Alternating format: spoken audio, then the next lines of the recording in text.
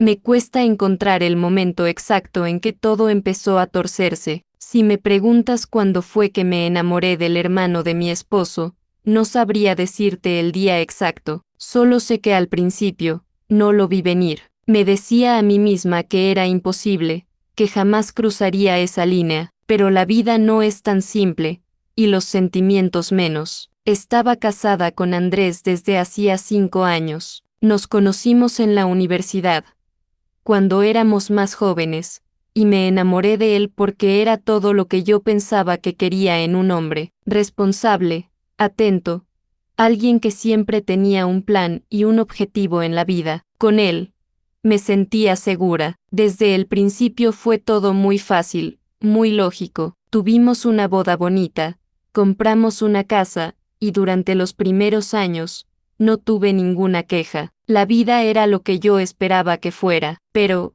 como suele pasar, las cosas cambian, no de golpe, ni con grandes eventos, sino de forma lenta, casi imperceptible. No fue que un día me despertara y pensara, ya no amo a Andrés. No, no era eso, lo amaba, pero algo en nuestra relación había perdido esa chispa. Me sentía más sola de lo que me atrevía a admitir, incluso a mí misma. Andrés siempre estaba ocupado, concentrado en su trabajo, y aunque no teníamos grandes discusiones ni problemas, la rutina empezó a apagar esa sensación de emoción que sentía al principio. Y ahí fue cuando Gabriel, su hermano menor, empezó a entrar en mi vida de una manera diferente. Gabriel siempre había sido parte de nuestra familia. Venía a casa con frecuencia, a veces a cenar, a veces solo a pasar el rato. Él y Andrés eran muy cercanos, así que no era raro que estuviera presente en muchas ocasiones. Gabriel siempre fue lo opuesto a Andrés. Mientras mi esposo es un hombre serio,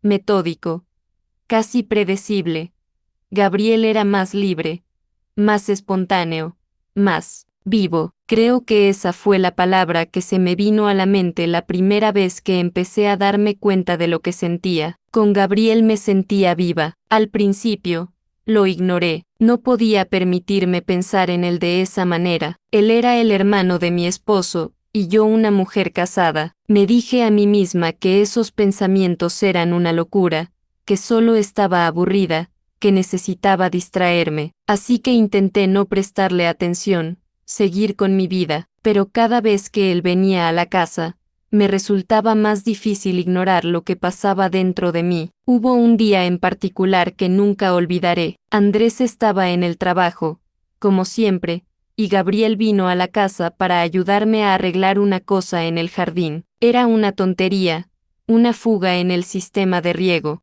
Estábamos afuera, hablando y riéndonos, y de pronto, en medio de una conversación banal, me di cuenta de que lo estaba mirando de una forma en la que no debería. Él también me miraba, pero no como solía hacerlo. Era diferente, una especie de conexión silenciosa que antes no estaba allí. Fue un momento raro, incómodo, pero ninguno de los dos dijo nada. Seguimos hablando como si nada hubiera pasado, pero después de eso, no pude dejar de pensar en él. Cada vez que Gabriel estaba cerca, me sentía nerviosa, emocionada, como una adolescente con un primer amor. Sabía que estaba mal, que no debía sentirme así. Me decía a mí misma que era solo una fase, que se me pasaría, pero, obviamente, no fue así. Con el tiempo, la relación entre Gabriel y yo empezó a volverse más cercana. Pasábamos más tiempo hablando cuando Andrés no estaba. Al principio, eran charlas inofensivas, solo amistad, pero había algo en esos momentos que se sentía diferente. No era como hablar con un amigo o con un cuñado. Había una tensión, una electricidad en el aire que los dos fingíamos no notar, aunque en el fondo sabíamos lo que estaba pasando. La primera vez que pasó algo, no fue planeado. Fue después de una cena familiar. Andrés se fue a dormir temprano, estaba cansado, y Gabriel y yo nos quedamos en la sala, charlando. No era la primera vez que nos quedábamos hablando solos, pero esa noche fue distinta. Había algo en el ambiente, una especie de carga emocional que no estaba antes. De pronto, hubo un silencio largo, incómodo, y antes de que pudiera pensar en lo que estaba haciendo, me acerqué a él. No sé qué me pasó en ese momento, pero lo besé. Fue un beso corto, un impulso del que me arrepentí en el mismo segundo que sucedió. Me separé de inmediato, asustada por lo que acababa de hacer. Gabriel me miró sorprendido, pero no dijo nada. Yo tampoco. Nos quedamos en silencio durante unos minutos, y luego me fui a dormir sin decir una palabra. Esa noche casi no pude dormir. La culpa me devoraba por dentro. Pero también había algo más, algo que no quería admitir. Me sentía viva de una manera que hacía mucho no sentía. Pensé que todo se quedaría ahí, que fue un error de una sola vez. Pero no fue así. Después de ese beso, las cosas entre Gabriel y yo cambiaron por completo. Ya no podíamos mirarnos sin que hubiera esa tensión, esa sensación de que algo más iba a suceder. Y eventualmente, pasó. Empezamos a vernos a escondidas. No fue algo que planeamos. Simplemente sucedió. Cada vez que Andrés no estaba en casa, Gabriel venía. Al principio, solo hablábamos, pero luego todo escaló rápidamente. Comenzamos a pasar más tiempo juntos, y poco a poco, esa línea que jamás pensé que cruzaría se desdibujó completamente. Con Gabriel todo era diferente. Con él me sentía libre, sin las expectativas que tenía con Andrés. No tenía que ser la esposa perfecta, podía ser yo misma, sin máscaras, sin preocuparme por el futuro o las responsabilidades. Y eso me atrapó. Me enamoré de Gabriel, aunque sabía que estaba mal. No podía dejarlo, pero al mismo tiempo, seguía amando a Andrés. Eso era lo peor de todo. No quería lastimar a mi esposo. Quería tenerlo todo, mi matrimonio con Andrés y esa relación prohibida con Gabriel. Durante un tiempo, creí que lo tenía todo bajo control. Andrés no sospechaba nada, no hacía preguntas ni me daba señales de que algo andaba mal. Yo me decía a mí misma que mientras él no supiera, no había daño, que podía seguir con los dos. Pero, claro, nada dura para siempre. Un día, Andrés llegó a casa antes de lo esperado. Yo estaba en la sala con Gabriel, nada fuera de lo común.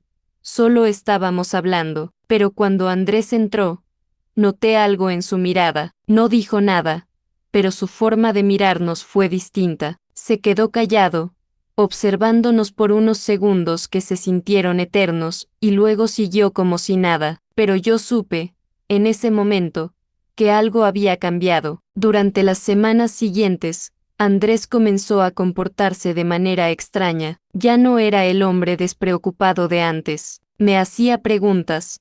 Estaba más atento a lo que hacía, a dónde iba, con quién estaba. Intenté calmar mis nervios, decirme que estaba siendo paranoica, pero en el fondo sabía que él lo sospechaba, solo que no lo decía. La bomba explotó un día, sin previo aviso. Fue una noche normal.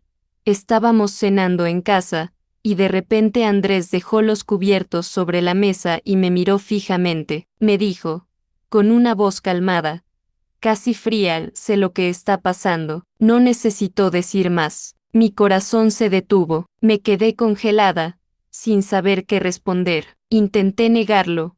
Claro, le dije que estaba equivocado, que se estaba imaginando cosas. Pero no funcionó. Andrés ya lo sabía todo. Me miró con una mezcla de tristeza y rabia que nunca olvidaré. Y entonces, lo dijo en voz alta: me estás engañando con mi hermano, ¿verdad? No pude seguir mintiendo. Todo se desmoronó en ese momento. Andrés me gritó.